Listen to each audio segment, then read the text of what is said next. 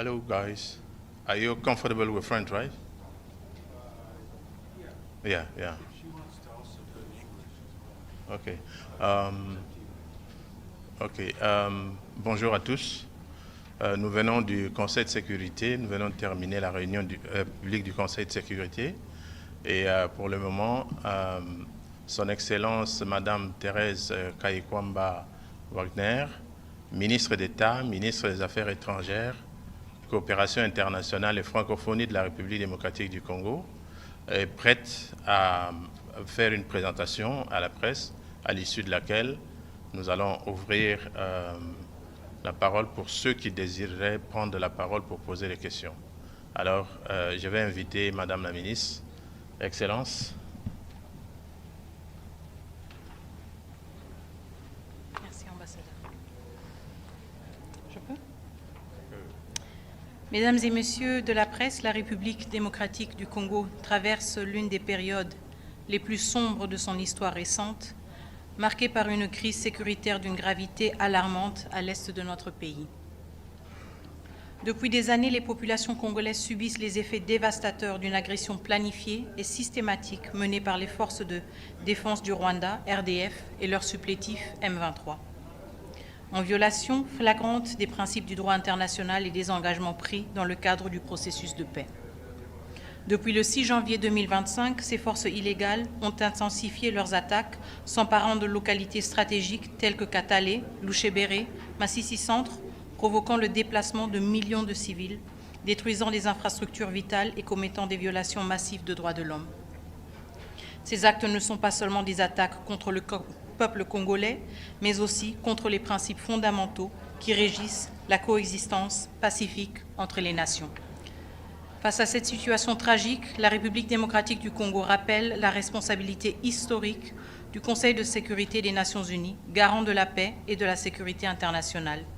Il ne s'agit pas seulement de rester saisi de la question, mais d'agir avec fermeté et diligence pour répondre aux aspirations légitimes de notre peuple à la paix et à la justice. Nous demandons à ce Conseil de prendre des mesures concrètes et immédiates, à savoir la cessation immédiate des hostilités et le retrait total et inconditionnel des troupes rwandaises du territoire congolais pour établir la souveraineté de la République démocratique du Congo sur ces terres, l'imposition de sanctions ciblées contre les responsables militaires et politiques rwandais identifiés comme les instigateurs de cette agression, un embargo strict sur les exportations de ressources naturelles en provenance du Rwanda afin de couper les financements illicites des groupes armés, et la révocation du Rwanda comme pays contributeur de troupes aux missions de paix des Nations unies en raison de ces violations flagrantes du droit international humanitaire et de ces attaques systématiques et ciblées contre les soldats de la paix des Nations unies et de la SADC. La RDC reste fermement engagée dans les processus de paix, notamment ceux de Luanda et de Nairobi, sous les auspices des facilitateurs africains. Cependant, nous rejetons toute tentative de légitimer des acteurs non étatiques, comme le M23, à travers les négociations interétatiques du processus de Luanda. Aujourd'hui, la communauté internationale a une occasion et une responsabilité unique de prouver son engagement en faveur de la justice et de la paix. Chaque jour d'inaction renforce les agresseurs rwandais et perpétue les souffrances de millions d'innocents de Congolais. Le peuple congolais ne cédera ni à la résignation ni à l'injustice. Nous continuerons à défendre nos droits, protéger notre territoire et exiger le respect de notre souveraineté. L'histoire jugera de la réponse que le monde aura donnée à cet appel. Nous réitérons notre confiance en la capacité du Conseil de sécurité et des partenaires internationaux à agir avec courage et détermination pour mettre fin à cette tragédie humaine et rétablir la paix dans notre pays et dans les régions des Grands Lacs. Je vous remercie. Madam Foreign Minister, Sherman Rice, please, South African Broadcasting. President Felix Tshisekedi in the General Assembly in September 2023 called on MONUSCO to start a phased withdrawal from the DRC. Was that call a mistake, given the escalation we are seeing now? And what is your message to troop contributing countries, South Africa, Malawi, Uruguay, that have lost troops in this fight, given the escalation we're seeing? The withdrawal of MONUSCO was sequential, and it was not a mistake, because in the areas where MONUSCO withdrew, we have seen sustained peace, we have seen progress, and we have seen stability. The challenge that we find ourselves in right now is in areas where MONUSCO is still present. So this has nothing to do with MONUSCO's presence. This has something to do with the fact that a neighboring country, Rwanda, has been permitted by the international community, by its donors, by its partners, to wreak havoc in the DRC, in particular in North Kivu, even in the presence of United Nations peacekeeping troops, with one of the most robust mandates of the United Nations.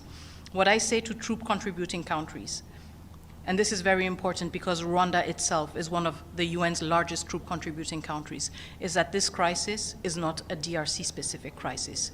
This should compel all troop contributing countries to engage in a robust conversations with the United Nations, with DPKO, on what it means to be a troop contributing countries. How is it permissible that a country, one of the largest troop contributing countries, gets away with killing peacekeepers, as peacekeepers from South Africa, Malawi, Uruguay were killed in less than 24 hours. This is unacceptable. It is a violation of all the principles of the United Nations.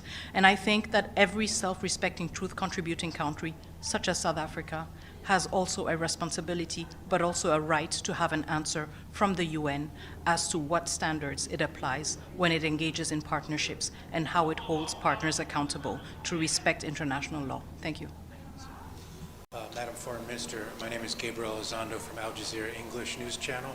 Two questions. One is, how confident are you that your forces can hold off the M23 and Rwandan forces that are now less than 10 kilometers outside of Goma? How confident are you that that you can hold Goma, number one?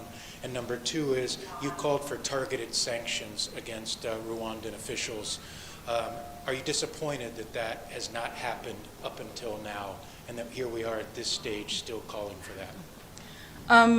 To answer first the question of our assessment of the security situation, it is a tense situation. We are following and monitoring it closely. We are grateful for the support and the resilience of our own armed forces, but also the presence and the support of MONUSCO troops as well as SADC troops.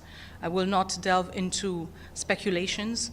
I am confident in the resolve of all involved forces to uphold the territorial integrity of the DRC, and most importantly, to protect the civilian lives which are at stake right now. Now, when it comes to sanctions and to the absence thereof, more importantly, of course we're disappointed. Of course we are disappointed because as an African country, how often is it that we have to listen to the lessons, that we have to listen to what we ought to be doing, the rules we are to be following, and at the same time find ourselves in this edifice and see that the rules that we all consider to be holy, to be precious, are being violated with such impunity. So there is, of course, a level of frustration, but frustration does not mean resignation. And we will always remind the international community of its responsibility, in particular, the United Nations Security Council. We will never, ever tire of reminding it of that, reminding it of its responsibility, but also its failure to act when it is the case. And for the past 3 years, the Security Council has failed the Congolese people. It has not acted, it has not held the people accountable who are directly linked to the chain of commands linking the RDF and the M23. Chain of commands that lead all the way back to Kigali. One quick follow-up, if you may, Madam Foreign Minister. Are you also disappointed in the Secretary General that he has not been more forceful in calling out Rwanda specifically? There have been in the past, I want to say 72 hours, 2 statements from the Secretary General. We welcome these statements. They were clear, they were robust, and they reflected also the urgency of the situation. However, we are also cognizant that since the renewed insurgency of the M23 started in 2022, the DRC raised the alarm. For the past 3 years, we have been raising the alarm. And yes, we have taken note of how long it took. The different partners that we are working with, the different partners that we believe share our ideals, we are cognizant of the fact that it took them a very long time. It's not just an issue of the Secretary General. When you look at the Security Council, we still have permanent members that have yet to utter the word Rwanda. And we have some that have done so for the first time a month ago. This is work in progress, and as I said before, we will not tire of defending our values, our people, but also of holding everyone accountable towards the responsibility that they have as member states of the United Nations or as public servants of the United Nations. Thank you. Minister Wagner, if I may as well, the Rwandan ambassador has said that the alliance that the FARDC has with Sami DRC, Burundian troops and others, including the FDLR that it recognizes as a genocidal force, constitutes a major security threat to Rwanda. How do you respond to that, and in particular the accusation that the FARDC is working with the FDLR? Well, I think we ought to be looking at the situation on the ground right now. The situation on the ground right now is that a city such as large as Goma, with millions of civilians, is being taken in an onslaught by the Rwandan Defense Forces and the M23. Granted, every country is allowed to feel preoccupied by its safety. This is a legitimate concern, and I am not questioning it, but we have to have a clear distinction between the concern and the reality. And the reality right now is, yes, maybe Rwanda is concerned with its territorial integrity, but the DRC is the country whose territorial integrity is being violated by Rwanda. It is the DRC and the Congolese people who are being killed right now. So yes, their fears are legitimate, but they are not real. They have not materialized. We are the ones being killed. We are the ones being violated, and Rwanda is responsible for that. And this is just a very shameful way to respond or to shy away from responding to such a responsibility that Rwanda bears. But we take note of that, and again, history will never forget and probably not forgive. Thank you.